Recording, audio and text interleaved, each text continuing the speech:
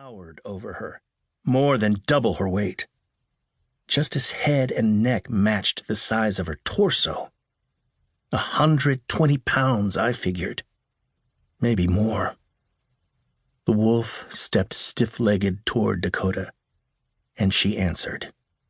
If she heard our calls, she gave no sign. She was locked on and intent, but utterly silent.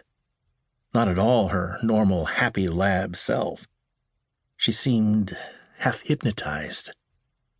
She and the wolf regarded each other as if each were glimpsing an almost forgotten face and trying to remember.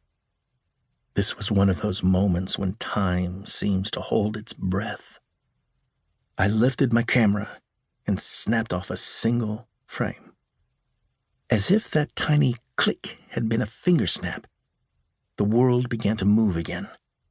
The wolf's stance altered, ears perked high and held narrow. He bounced forward a body length, bowed on his forelegs, and then leaned back and lifted a paw. Dakota sidled closer and circled, her tail still straight out. The eyes of each were locked on the other. With their noses a foot apart, I pressed the shutter once more. Again, the sound seemed to break a spell. Dakota heard Sherry's voice at last and loped back toward us, turning her back, at least for now, on whatever call of the wild she'd just heard. We watched for long minutes with Dakota softly whining at our sides, staring toward the dark, handsome stranger who stood staring our way and whining back, a high-pitched keening that filled the silence. Half stunned, Sherry and I murmured back and forth, wondering at what we'd seen and what it meant. But it was getting dark. Time to go.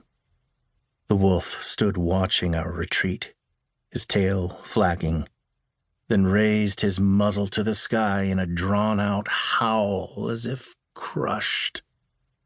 At last he trotted west and faded into the trees.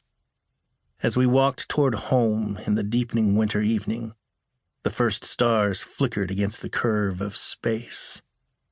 Behind us, the wolf's deep cries echoed off the glacier. With that first close meeting one evening in December 2003, a wild black wolf became part of our lives, not just as a fleeting shape in the dusk, but as a creature we and others would come to know over a span of years, just as he came to know us. We were neighbors, that much is certain. And though some will scoff, I say friends as well. This is a tale woven of light and darkness, hope and sorrow, fear and love, and perhaps a little magic. It's a story of our time on this shrinking world, one I need to tell, most of all to myself. Late at night, it fills the spaces between heartbeats, nudges me awake. By speaking, I hope not to be rid of it, nor even to understand, but just to set down all the facts, the musings, and unanswered questions as best I can. Years from now, at least I'll know that I did more than dream, and that once upon a time, there was a wolf we called Romeo. This is his story. 1. Wolf. December 2003. I was taking my usual afternoon ski on Mendenhall Lake on an early December day, right behind the house. Ahead, the blue bulk of the Mendenhall Glacier loomed, framed by a ragged sweep of snow-laden peaks. McGinnis, Stroller White, the Mendenhall Towers, Bullard, and Thunder Mountain, glowing in blue winter light. My nearest company was a hiker nearly a mile away.